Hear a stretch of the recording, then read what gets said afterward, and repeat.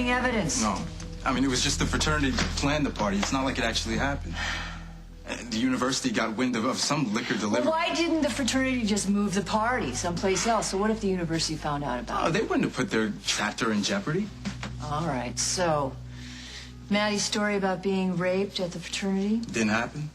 Yeah, at least not there. So if the frat party didn't happen, she lied about that. Did she lie about being raped? Margot, I saw Maddie at the hospital that night, okay? Something happened. Now, she was bruised, which was clearly visible, okay? Her hair was in shambles. I mean, she wouldn't even let the doctors touch her. So I go in, I try to get a statement from her. She won't tell me anything. Then she runs away. This is great. We've got no rape kit. We've got no witnesses. We've got only Maddie's version of the story, which she just recently revealed. She had a lot of time to come up with that. Listen, something happened that night. Yeah, but what? What are you doing? There's a killer out there. I want to keep you safe. I want you to go. But this is my room, Maddie. And you're always welcome here, just as you were welcome in my home. I want us to be close, the way we were in Chicago.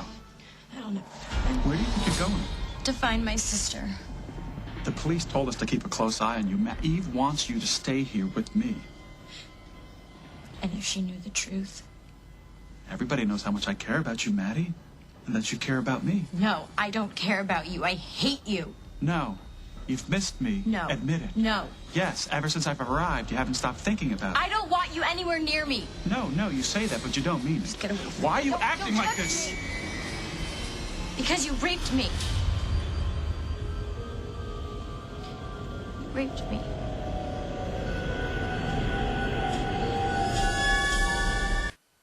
That's not true. What would you call it? I know that some would say it was wrong, that I'm a married man, To my sister. and still you came on to me. What? You played the innocent, but you knew what you were doing. I didn't do anything. Always seeking me out, asking my advice, excluding Eve, making sure we had time alone, wearing those skimpy little tops and short skirts. I didn't mean to. I don't... It was hard to resist, for both of us.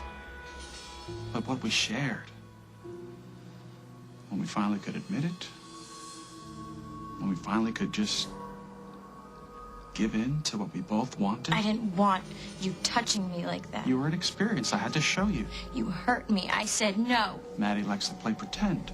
You forced me. I tried to stop you. I hit you. You raped me. Shut up! I don't want to hear that kind of language from you ever again. I certainly hope you haven't talked that way to anybody else. You mean have I told on you? I couldn't even admit it to myself up until a few weeks ago. I wanted it to go away. I wanted to pretend that it never happened. But no matter what I did, it just kept coming back and I would remember. Well, don't you see, Maddie Pie? I feel the same way. I can't forget you. Your skin. When you... Don't touch me! You come near me again, I swear I will kill you. Something has triggered this bizarre behavior. Look at her relationship with my son, her reaction to you, Leah's car. She's clearly acting out. She's been traumatized. What? What? I'm just... All right, devil's advocate. Is it possible? I mean, Maddie is an extremely imaginative girl. No. She believes that she was raped. I believe that she was raped. Margot, but is it possible? Now, I'm no shrink, but I've seen these cases. Okay, this one time in Chicago, now there was this woman, completely believed that her husband was kidnapped. We ran an APB, we even dug underneath the playground. Turns out she's not even married. So you think that Maddie has lost touch with reality? Margot, you saw what she did to Leah's car. You saw what happened when we pulled her from the pond. That distant look in her eye. You couldn't even talk to her. All right, I will give you that maybe she's entered a fantasy land, but it stems from something real. I'm just worried about what she's gonna do next. You can't hurt me, Maddie. You love me. You're crazy. No, actually, you're the crazy one, according to the police. and your friends and family, to anyone but me, because I'm the only one who understands you, Maddie. You're a girl with a vivid imagination. You'll probably be a writer or a painter when you grow up, if you grow up. Threatening me? Never. But the way you're talking, you're headed for disaster. Making all these wild, unsubstantiated claims, accusing the people who love you best. So let's just start over. Let's just be Lewis and Maddie. Two people who share a very special relationship. Something private and secret. Meet me again and I will tell my sister. And who do you think she's going to believe? Oh. Maddie likes it rough. I said no!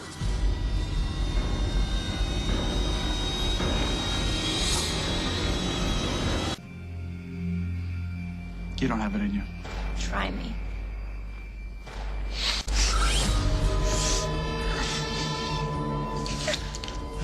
You know something?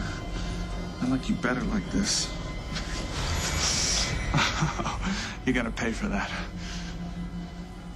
Maddie! Shut up. Margot! Open up! Look, Maddie, we know you're in there, okay? Now, we're not leaving until you open the door. You say one word, I will get to Eve and Henry. You will lose them. Do you understand?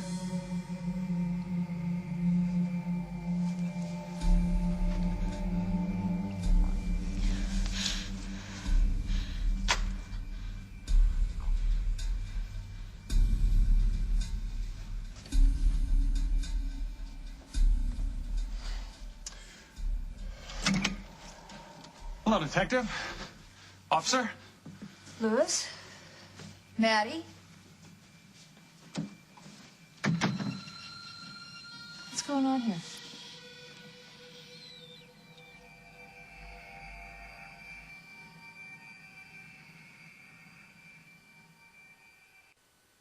We were just talking. In fact, I was in the other room looking for something. What's the occasion, Detective?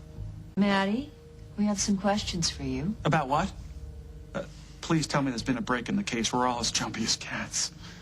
I just got back from Chicago, Maddie. Maddie, maybe we should have this conversation alone, just the two of us. Okay. I'm sorry. I can't allow that. Maddie's a minor. She can't be questioned without a family member. It's okay.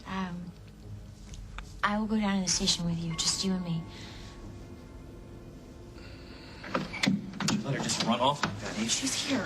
Maddie. Oh, they want to interrogate Maddie more. I told them no, she's a minor. I'm sorry, we can't allow that. Well, I'm sorry, but it's necessary. We have some more questions for your sister. Well, I'm calling Jessica. Yeah, you can't talk to Maddie alone. You can either question her here with us or you can wait for her attorney. Fine. We'll talk here.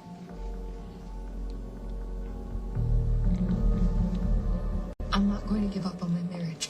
It takes two to tango. I don't know, that's something my dad says, but it's true. Okay, you can't do this by yourself, and if Will keeps pushing you away, then there's no way. But he's not pushing Jade away. Now look, Will's my best friend, but I'm sorry, the kid's weak. That is not true. He's just had to deal with a lot more in his lifetime than most people his own age. Than you? Yes, definitely. No, I don't believe that. But the point is that when you've had to No, deal with listen, the point is, he flunked out of high school and lied about it. He slept with Jade, and he lied about that. I slept with you. You know what? That was before you were wearing this. Oh, we shouldn't be doing this. We should not be tearing each other apart right now. I'm sorry, I'm just trying to make a point. What, that you don't respect Will? No, that I don't like the way he's treating you, and I'm not going to apologize for it. No, look, you do what you want. Me, I'm done. I mean, I've went back to Maddie how many times, and she keeps pushing away, so fine. I could take a hint. Well, I'm not you. So you're just going to give up? You know, I don't know what to think anymore, Gwen. Maybe Maddie is the slasher. You don't believe that? I don't know what to believe.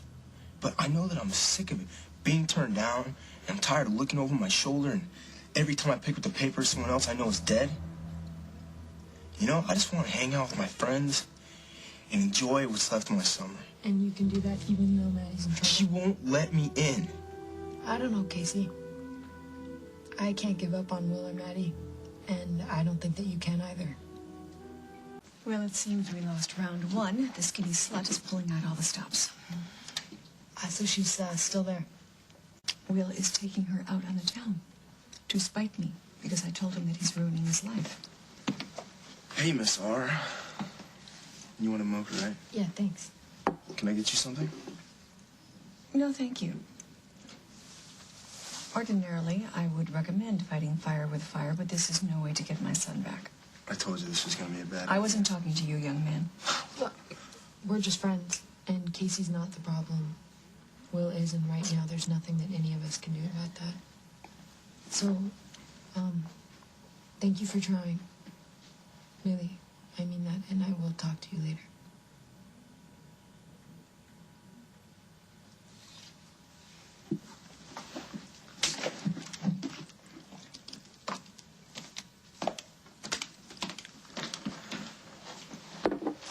Great. Now we've got Barbara Ryan on our case. She's just worried about her son. Don't you get tired of it? Worrying about Will, worrying about Maddie. I need a break. I'm serious. This is supposed to be a vacation. Yeah, I'm not really in the mood. Well, you better gear up because you're going away with me this weekend. Excuse me? There's a big party at the lake. I'm talking beer on tap, all sorts of grub. I'm sorry. I'm not going to go away with you for the weekend.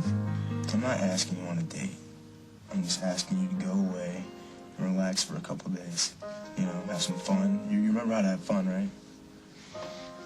Maybe. I'll think about it. Do you know why I was in Chicago, Maddie? I was talking to the dean of students at the university. There was no frat party the night you were raped. But you knew that, right? But there's no frat party? Henry, please, or else we have to take her in. Maddie, we need to know what happened that night. I already told you. But some of the things that you told us about the frat party,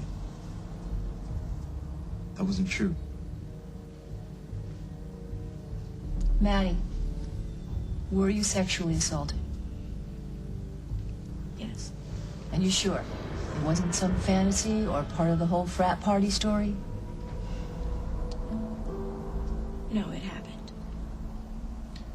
But the person who assaulted you, he wasn't a frat boy, was he?